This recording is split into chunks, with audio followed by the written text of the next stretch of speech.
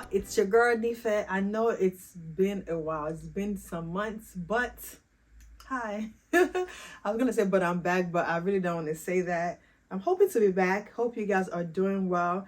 If you're new here, I'm Nife Simakingbe. I'm a lifestyle content creator. I love making videos around mostly fashion. If you follow me on my social media accounts, I do cooking. I show you behind the scenes of my family. I share outfit links and so many different things. But yeah, so it's good to be back. Hope you guys are doing well. Today, I wanted to share with y'all the birth story of my second child. Yep, we're a family of 4 now. Are we 4? Sorry, I have to count. Yeah, 4.5. If you count Alfie, because we do have a little dog. Most of my friends, when they come to visit, are like, dang, I forgot you had a dog. So I wanted to share with y'all the birth story. My son is about to be 3 months. He's gonna be 12 weeks on Monday. So by the time this video goes live, it's probably gonna be 3 months already. He's such a joy. He's such a joy. I'm so blessed to be able to have another child. Don't forget to subscribe. If you've not subscribed to this channel, subscribe, hit the thumbs up button. It just lets you know about all my latest videos, so you'll be the first to know whenever I have a new video coming up. And I do intend on going back to videos, so hopefully I can get back to that, because y'all know motherhood, y'all know how that thing goes. Or if you don't know, it's hard, but it is what it is. So with Ire is my daughter. She's 5 years old now. I had C-section, and that was not what I was planning on doing. Like, I was healthy, exercising throughout my entire pregnancy, so I just knew I was gonna go there, I'll deliver naturally, everything would be smooth sailing. But that was not the case. I was in labor for almost 24 hours, and I just was not dilating. I think the highest I went to was like 5 or so. And after about 24 hours, her heartbeat started dropping. We're like, you know what, get her out of here. All that matters is a healthy baby and a healthy mom. How I have her, that's not the most important thing. So that was what happened. And with this baby, from the get-go, my doctor told me, OBGYN told me that I could try for natural. She was like, you can do natural, but it's up to you.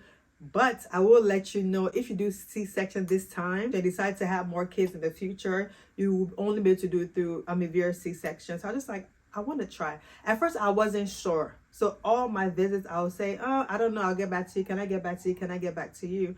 And one day, I'm not trying to be all religious, but one day I asked God, I was just like, God, please let me know what you want me to do. I prayed about it. I said, just show it to me, reveal it unto me.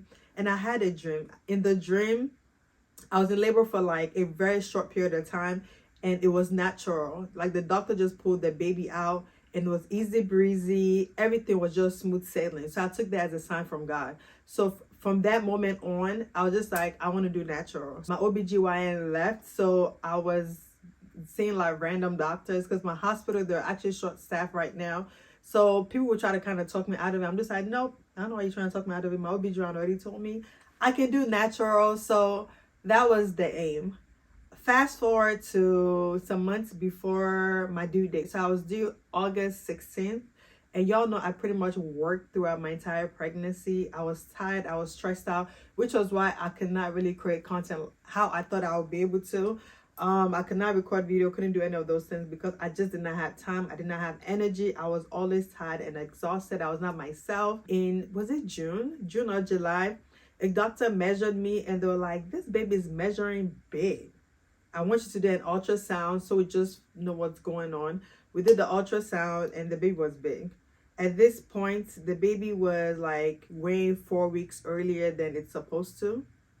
Does that make sense? So I can't remember the exact week, but I think at this point, let me just say I was like 26 weeks. And the baby was weighing what, like a 30 or a 31 week baby should weigh. So from the get-go, we knew it was going to be a big baby. And the person that also did the ultrasound, the guy was like, wow, this baby's going to be tall, because it looks long from the get-go. And so that was the case. And the entire time, all the doctors were nervous but me. They wanted him to deliver at 40 weeks. They didn't want him to pass that. And I was like, nope. At first I was like, ugh, do I have to? And they're like, for your health, you know, your uterus can rupture, this and that can happen. We're really, really nervous. So we'd like for you to go at 40 weeks. I just like, but I really want to try natural. And they're like, yeah, it's good to try natural, but your health comes first, blah, blah, blah, blah. I was like, I understand that, really. And I don't mind doing C-section, but I just want to try natural. So they pretty much talked me into doing C-section. They scheduled a C-section for me. And I remember I was on to Christina. Christina is another fellow blogger. She's one of the few blogs that actually talk to our content creators. And I was on to her some days, like a week before I was supposed to. And she's like, what's going on? I said, you know what? I'm scheduled to have C-section. And I can't remember like exactly how the conversation went. But maybe she had asked me, is that what you want? I was just like, you want to hear something funny? I actually want to try natural. And I told her about everything. She was like, sis, try natural. What they're telling you, they're not lying to you.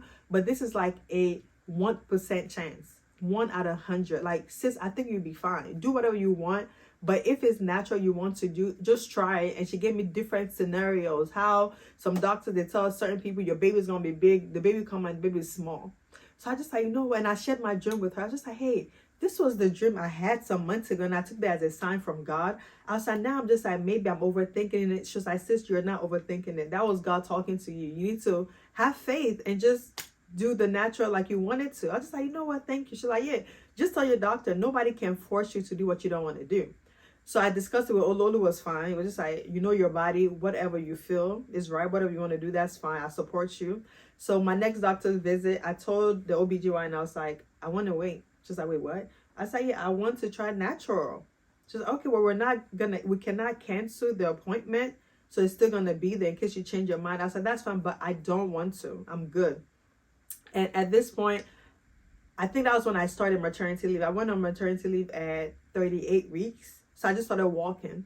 So the week before I went into labor, I would like literally walk. Like I walked for like a mile and a half, 2 miles around my house because I couldn't really go to the gym anymore. I tried to go to the gym. I would go sometimes, but just going for a walk was easier for me. And by this time, the weather wasn't too bad. So I'll just go for a walk and I was contracting. I did not know. So ladies, when you're pregnant and you're like towards, well, you don't have to even be towards the end, but when your stomach like hardens up, apparently I was contracting. I would not know. I just thought the baby was moving. So I was walking and the walking was helping because when you exercise, it helps the pregnancy come faster. And I just wanted to try natural. I told the doctors, hey, I've done C-section. And when I had my when I had my fibers removed, when I did the mastectomy, I think that's what it's called, I can't remember. It was pretty much the same procedure as a C-section. So trust me, I understand that process, but I just want to try natural. I just want them to know that, hey, my health and the baby's health comes first, but I just want to try. And if it doesn't work, then we'll do C-section. I was never opposed to it. I just wanted to try to do the natural way. And so I went to the doctor. They made another appointment. They scheduled another appointment for me for August 23rd. Now I asked them. No, so the first appointment was August 18th, 2 days after I was supposed to deliver. I was just like, no, I don't want to. So they rescheduled for me for the 23rd. And I was just like, is it possible for you to push it down? They're like, ma'am, we cannot. Like, if you want to, of course we can, but we cannot. We're actually really, really worried about this pregnancy. This baby this is a big baby. And just, we don't want your uterus to rupture. We don't want anything bad to happen to you and the baby. So please just stick with this 23rd. I said, okay, no problem. We'll do the 23rd. So everything was still fine. I got my hair done. I got my hair braided that Friday. Saturday, I think me, Olu, and Iwe, we went out. We had brunch. We chilled. And I think I went to my friend's house with Iwe, took some pictures. On Sunday, went to church. Everything was fine. Meant to do like 2 recordings on Monday, but nope, that did not happen.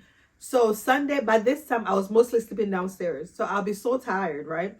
Iri will go to bed. Olu pretty much takes care of Iri because I was just really, really tired. So I was taking care of her. So she'll go to bed at around 8, 9. And I'll just stay downstairs watching TV, catching up. I'll fall asleep. I'll be too tired to come up. And I'll fall asleep on the couch and make it upstairs at around like 4 or 5 a.m. So the same thing happened this day. But I woke up because I was contracting. I could not really walk. So when I was working, there would be times where I'd be so tired and I would not really be able to walk. But this time I could feel it. I don't know. I just like, I think today's the day. I'm contracting. And actually, let me rewind. So the last visit I had with a doctor when I was 40 weeks, they had me on the machine. It's called like a no stress test, just to make sure that I was fine and that the baby was fine. I was 4 centimeters and I was contracting every 6 to 7 minutes.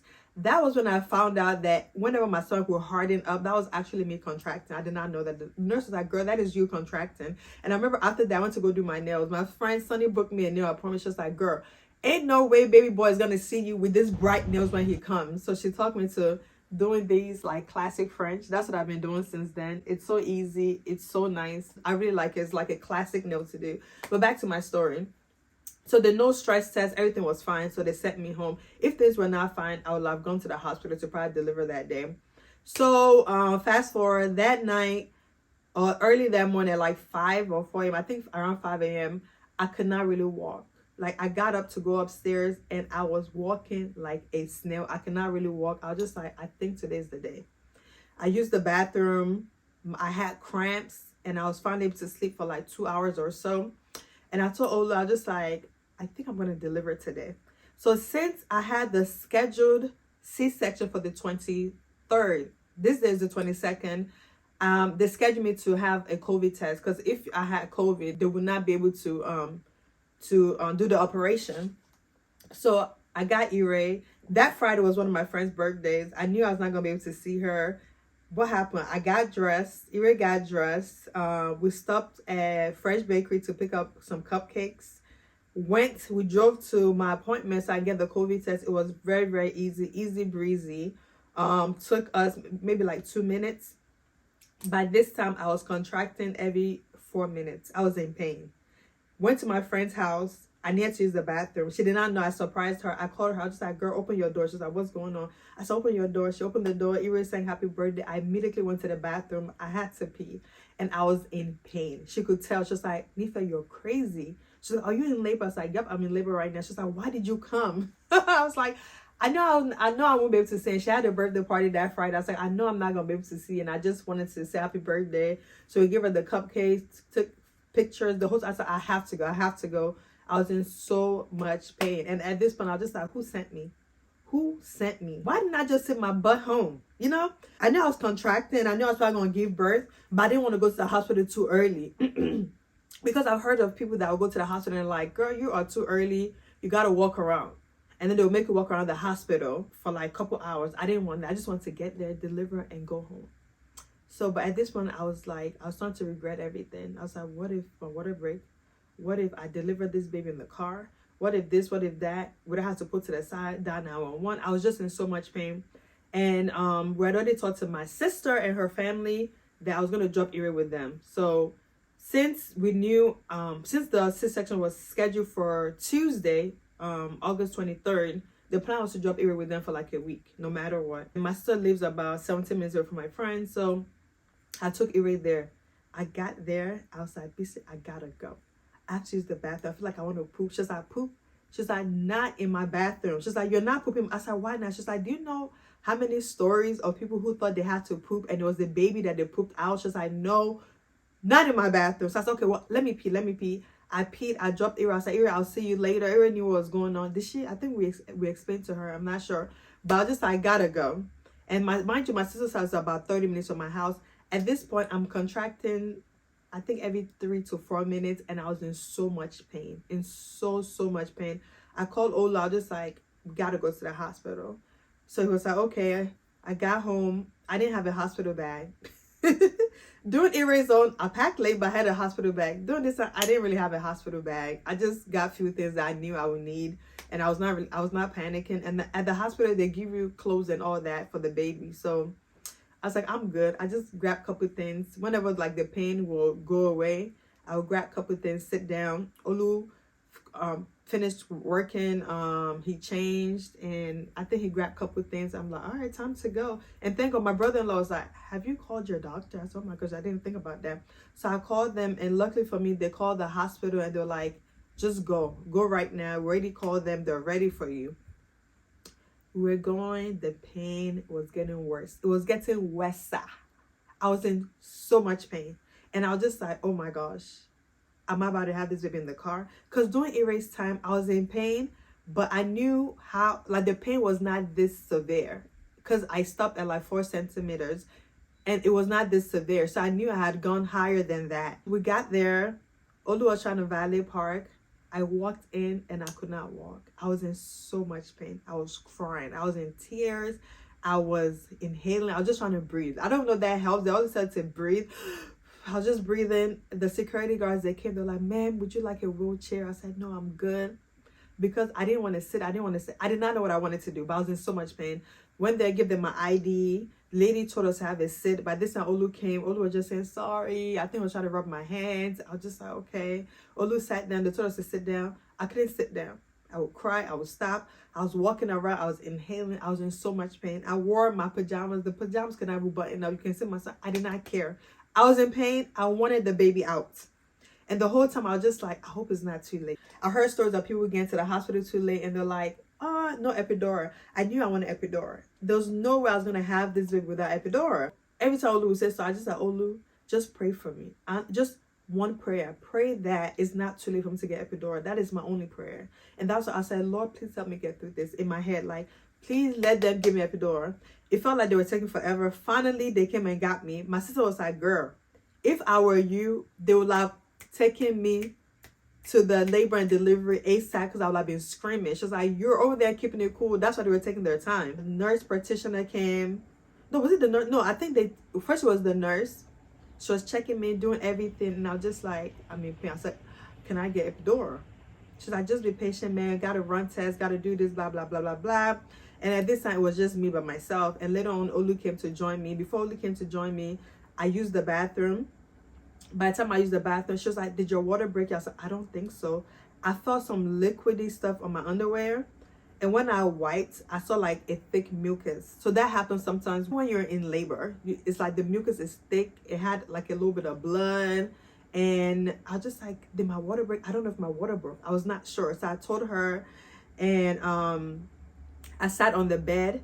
By the time the nurse practitioner came and checked me, I was just like, she's 6 centimeters. Mind you, when you're 10, that means labor starts. That means delivery starts. She was like, she's 6. I was like, I want epidural. I want epidural. Please tell me epidural is not too late. I just want epidural. I want epidural. But it's like, Olu was I said, I want epidural. I was in pain. The contraction was every 1 to 2 minutes. That pain, oh my goodness, was unbearable. I just like all these women that be giving birth with no epidural by choice. Y'all the real MVPs. Y'all crazy. Here's the thing, right? If you want epidural, let them know ASAP. I learned this during erase time.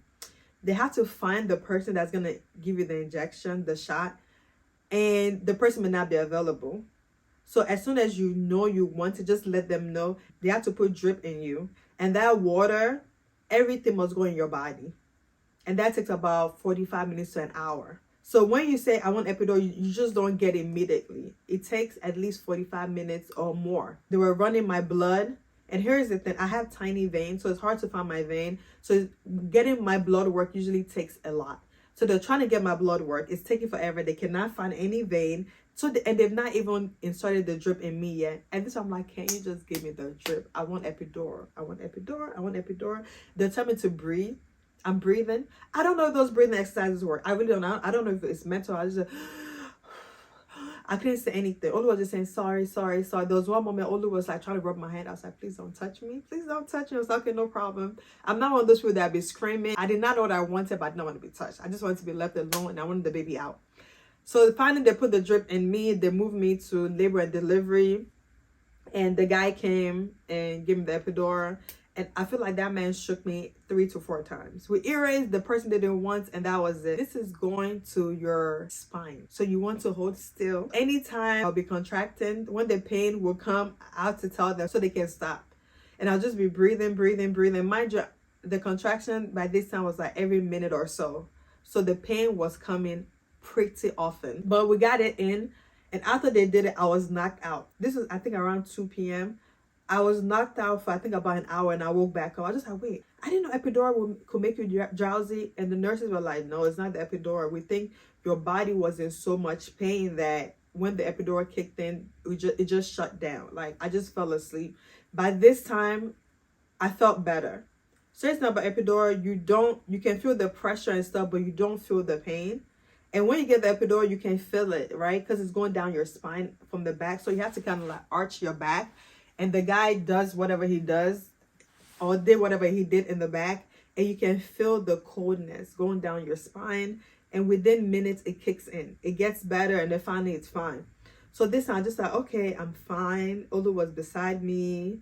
My sister had called, and I'm fine. I'm just here, blah, blah, blah. I posted something on Instagram. Being consistent has been so hard for me. I said, let me just start posting. Let me post all these things before this baby comes. I posted something. I was fine. I got it for myself because the pain was coming back. It was not as severe as it was when I got to the hospital, but I said, I can feel the pain. They pressed something to give me pain dose. So they were like, if that does not work, in about 10 minutes, you get another shot or something like that. So about 10 minutes later, the nurse practitioner came and she checked me. She was like, she's 10 centimeters. It's time. So in my mind, am I still gonna get this epidural? Because, because I was in pain. I guess not. They're like, we're just gonna do a test run. I said, okay. So they told me what I would do. So pretty much 2 people have to lift up my leg. So the nurse had one leg, Olu had the other leg. And this is how it works. On my back, my legs are up. They're pulling my leg. I will move up like I'm about to do, like I'm in a crunch position. Move up, and I have to hold my breath for 10 seconds. So that's how it works. When you're contracting, you let them know. They say push, you pull up, and you hold your breath for like 10 seconds. You do that 3 times. That's how you can. And then while you're holding your breath, you're pushing. So it's not the easiest position to be in. So you're holding your breath and you're literally pushing, and they're trying to get the baby out. And this was beautiful because the room was filled with so many women. So I don't know. I just felt like everything was cool. This was about 5-something p.m. I did not push that many times. They're like, okay, you got to push harder. I can see the crown. I can see the crown. I can see the baby's head. So you got to push. I said, okay, no problem. The OB/GYN that was delivering the baby was like, I think I'm going to have to cut you. I said, excuse me? She's like, yeah, this baby's not, like, we can see the head, we can see the crown, but he's not coming out. So I'm going to have to, it's just a little snip in my head. I'm just like, Lord, this is what I did not want. I want an epidural, and I did not want 3rd-degree burn. I did not want any burn. So I was just like, do I have a choice? Of course I did not have a choice. I said, okay, that's why you can cut. And they're like, yeah, because his heart rate was going down. She was like, we got to cut just to get him out. And then I said, okay, but they're like, let's do one more try. So doing this last trial, his heartbeat came back up, and they're like, girl, he's already having your back already. So meaning they did not have to come out. I was so happy. And they're like, push. They're like, you're doing really well. Next thing I knew, they're like, it's coming, it's coming. And then they threw the baby on my chest. I was like, wait, what is going on? Because I didn't even know the baby was out. Just feel something being thrown on your chest. And it took him about 5 seconds, and then he started crying. And I was just like, oh my goodness. It was so beautiful. I was just like, God is so remarkable. Like, a human body did this. Pushed it out. I had like a 2nd-degree burn, which was fine. So they did they sewed me and everything.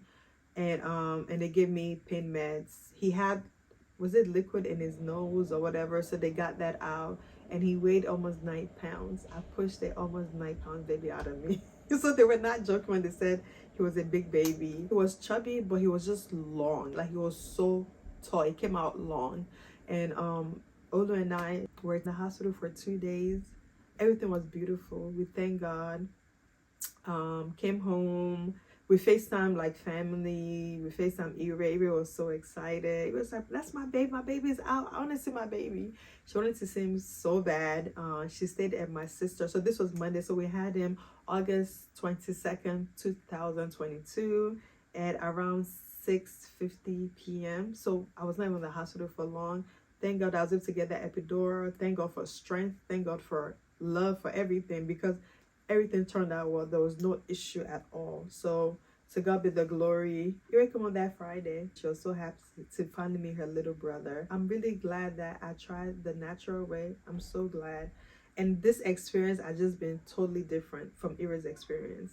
Like, I feel like if I had Tori first, and his name is Toriola, if I had Tori first, I would have probably had my 2nd child within like 2-3 years. Everything was just so easy.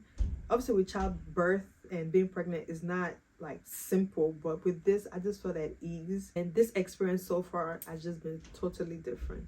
Totally different. The pregnancy, similar symptoms, but different. The birth experience, everything. And with Ira, again, it was C-section, but this one was natural birth. And I think that's my birth story. If you have any questions, you can leave it below. Follow me on Instagram.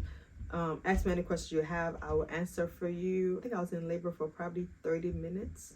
Everything was perfect. And to God be the glory. And I think back to my dream. That dream, the baby came out. It was natural. It was easy breezy. It did not take long. And I was just like, thank you, Jesus. That was definitely the confirmation from God.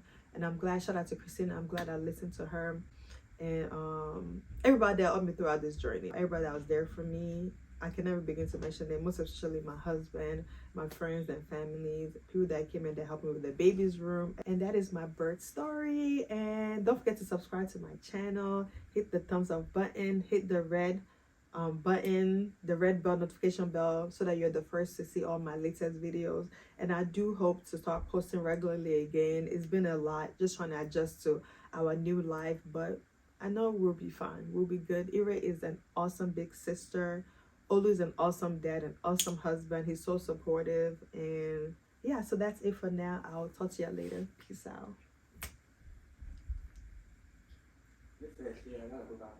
Okay, I'm coming.